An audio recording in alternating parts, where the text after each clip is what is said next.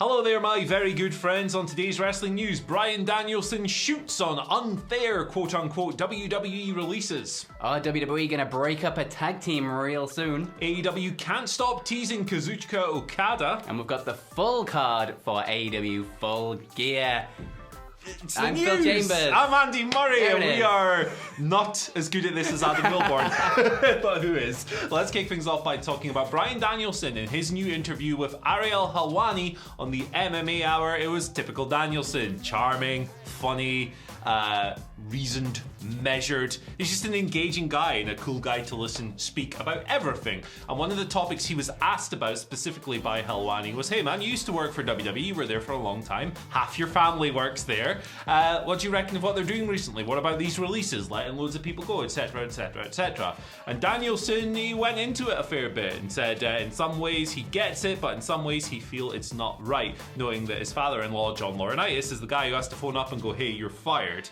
He continues saying that it's something that he'd always had a hard time with, and it's one thing to fire somebody if they do something bad, but if you're under contract and you're not happy with the company, if they can fire you and give you 90 days on a non-compete clause, you should have to give them, or you should be able to give them 90 days and go, hey, I'm out of here. So he wants a bit of parity there. On the flip side, if they're only firing you because of budget cuts when they're more profitable than ever, I just don't think that's right. He goes on talking about how WWE kind of stockpiled wrestlers to keep them away from AEW, and going into like just the nature of the business, how it's money and saving and making more money, cut people from the wage bill. That's a way WWE make more money, even though they are like Scrooge McDuck basically in 2021.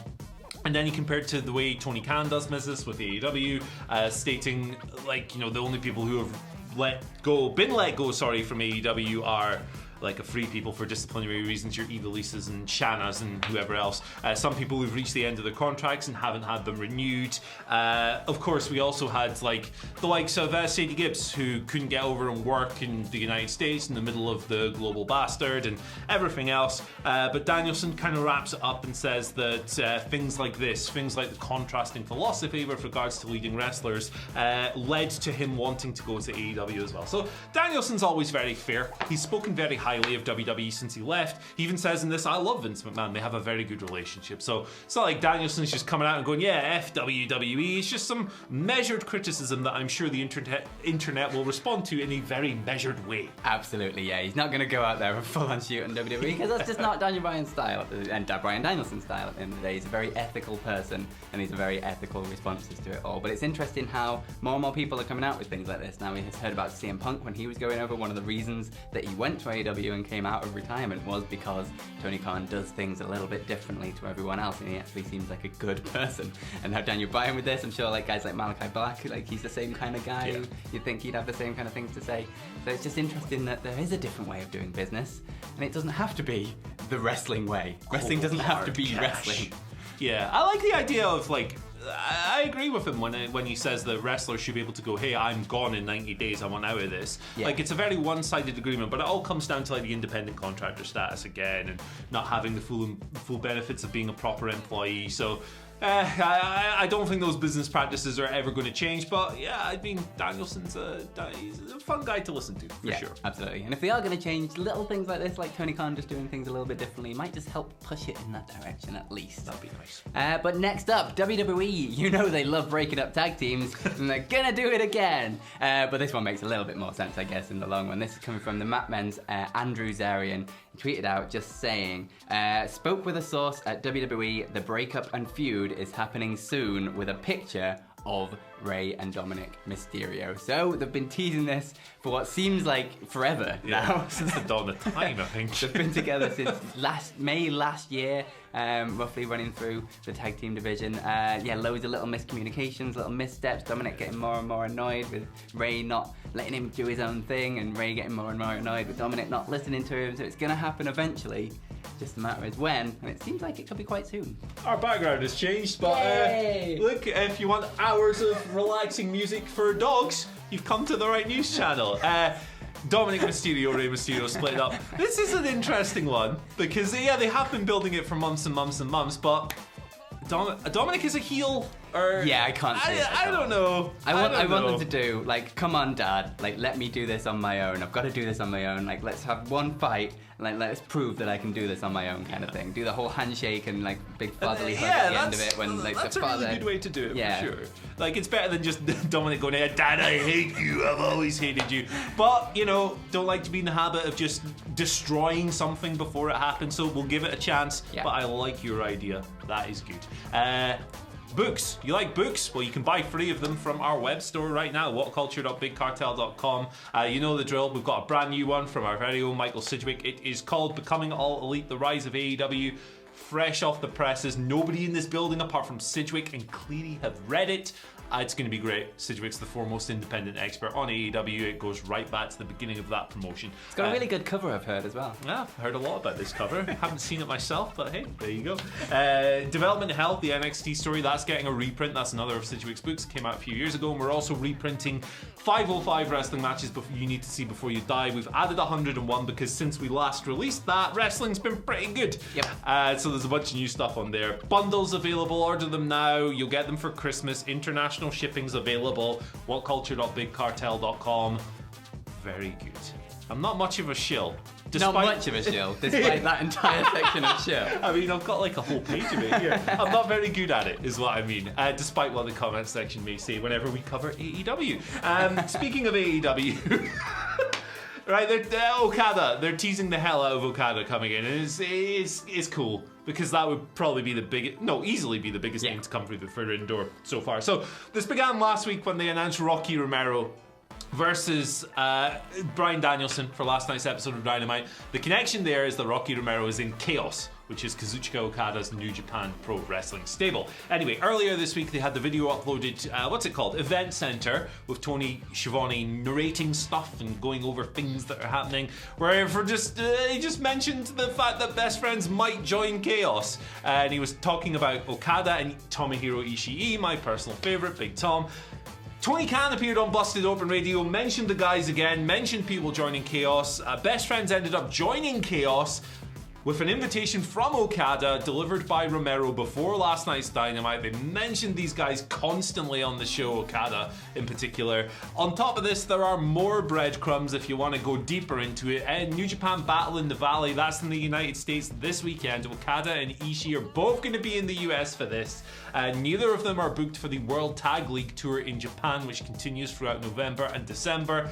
For me, it seems like it's only a matter of time before these guys show up in New Japan, and I think that's pretty cool. Yeah, absolutely. Like, Okada's the biggest name that you could possibly imagine to step through the Forbidden Door from New Japan, and the things that they could do with him. Very, very exciting indeed. And we've got a Twitter question about this exact thing coming up later, so we won't get into too much detail other than I'm very excited for this to happen, let's face it. But yeah, staying on AEW for a bit, we have the final card for Full Gear now, so I'll just do a rundown of everything that you can expect. So obviously we've got the world title match with Kenny Omega going up against Hangman Page. We've got the world title eliminator tournament final, which is Bryan Danielson versus Miro. We've got CM Punk versus Eddie Kingston. That red hot feud is going to kick off. We've got the tag team titles, the Lucha Brothers going up against the FTR. We've got the women's title, Britt Baker versus Tay Conti. We've got Darby Allin versus MJF. We've got Cody Rhodes and Pac versus Andrade El Idolo and Malachi Black that got set up last night when they came down to save Pac from a beating. We've got a Minneapolis street fight, the Inner Circle versus the Men of the Year and American Top Team. And we've got Christian Cage and Jurassic Express versus the Super Click. And then on the Bryan pre-show, we've got Nyla Rose and Jamie Hayter versus Hikaru Shida and Thunder Rosa, with a little bit of the women's tournament tag team action going on. So a hell of a stacked card for AEW Full Gear. Yeah, it's a really cool card. Sometimes, there have been points on the build where it's felt a little bit lightweight as to how they've got to these matches, but when you look at the card, like, kind of separated from that, it's a really stacked lineup, and things like Punk versus Kingston really heating up over the past couple of weeks as well.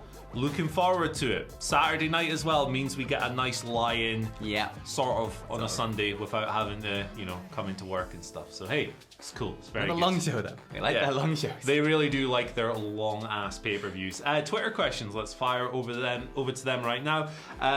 We've got one here from Ashutosh, who asks, if Okada and or Ishii do come to AEW in the near future before Wrestle Kingdom, what kind of short-term program would you run with them? For me, Ishii's my favorite wrestler of all time. I just want him fighting other tough guys. Eddie Kingston would be awesome. That'd be sick. There's a bunch of other guys you could throw in there. What do you reckon for these guys? Mine's going to be really, really boring, and I'm just going to say Bryan Danielson, because he's the best wrestler in the world, and let's face it, when he left WWE, the top of that list of dream matches that you could have for Bryan Danielson was Okada, and Ishii wasn't far down that list. So I'm just going to say, just stick him up against both of them. Give him all his dreams. Just hand them to him on a plate. And shout outs to Michael Hamflett as well, who's pointed out that while Okada's in America, we haven't seen him wrestle Kenny Omega in about 3 or 4 years. This is true. That'd be pretty cool. That would be pretty cool. Next question comes from Chris Gilbertson, who asks, who from Ring of Honor would you like to see in AEW?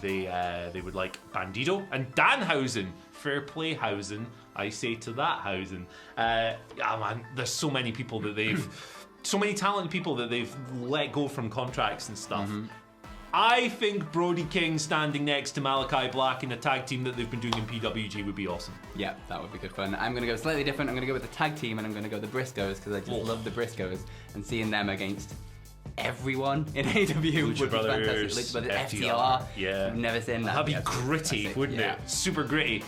Shouts to Jonathan Gresham as well, who I absolutely adore and think he's done a great job in Ring of Honor. So that'd be cool too. Our final question today comes from Black Lionson of Pride Scanner, who asks, would you rather take a chop from Walter, suplex from Brock, or a spear from Goldberg in his prime? Phil, as a man who's taken a bump before, take it away. Yeah, I'm a small person.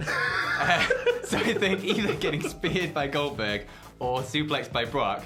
I'm not sure what stratosphere I might end up in. So I'm going to stick with the chop, because at least that's just one thing. You know it's coming. You can brace, smack, ow, pain for day or something. Yeah. And then you're like, I'll be okay. I don't know where I'd end up with a suplex. I'm with you. I'm with you as well. I'm going to say a chop too, because obviously these things are going to sting like hell and not going to be a fun time. But at least it's probably just going to be some superficial damage, some messed up skin, a hamburger chest for a few days. If Goldberg gave me a spear in his prime, I would lose all internal organ function. And Brock with a suplex, he throws people around like they're weightless. So good question. Tough to decide. Let us know your answer in the comment section below. And finally, have you ever woken up, logged on to social media and gone, hey, it'd be really cool if Mel B from the Spice Girls called Sami Zayn a pussy today? Well, that happened last night. Dreams do come true. Yeah, a lifelong ambition has been fulfilled. I don't know where the hell any of this came from, but it's just so weird. We had to put it in the video here. Sami Zayn tweeted, Scary Spice just called me a pussy. And Mel B quote tweeted it, saying, damn right, because you were one. There you go. What do you reckon of that? I have no idea, but I really, really want to find out the backstory to this, because there's got to be something really juicy there. There really has. What a way to wrap up this news video. But thank you for joining us today. You can follow us on Twitter, WhatCulture WWE. You can find Phil at Phil My Chambers, and you can find Andy. You can find me at Andy H. Murray. The H today stands for Hippo, because I wasn't feeling very creative today. And hippos are kind of funny animals, and they're really dangerous as well. They kill more people than sparrows do in a year. Good sign off. Bye. Watch more videos like these. Yeah.